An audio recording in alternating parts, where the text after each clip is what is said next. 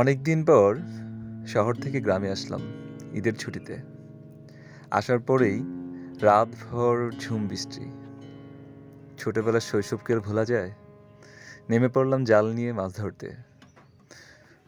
গ্রামের পুকুর পাড়ে মাছ ধরার আনন্দটাই অন্যরকম সুন্দর, এক অন্যরকম অনুভূতি। আসলে যারা আমরা শহরে থাকি সেই অনুভূতিগুলো বোঝা কখনোই যাবে না। তাই চলে গেলাম কারেন্ট জাল নিয়ে মাছ ধরতে। ঘণ্টাখানেক আগে জাল পেতেছিলাম পুকুরে। তারপর গিয়ে দেখতে পাই অসংখ্য মাছ লেগে আছে জালে।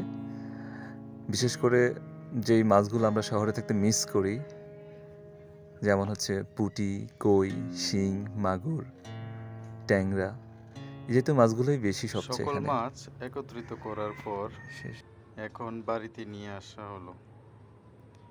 এখন গুনে গুনে দেখব কারেন্ট জাল এবং বড় চাইয়ে কতগুলো মাছ লেগেছে।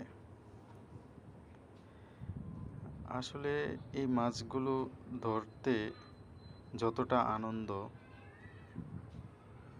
এমন বৃষ্টির দিনে অন্য কোথাও এত আনন্দ খুঁজে পাওয়া যায় না।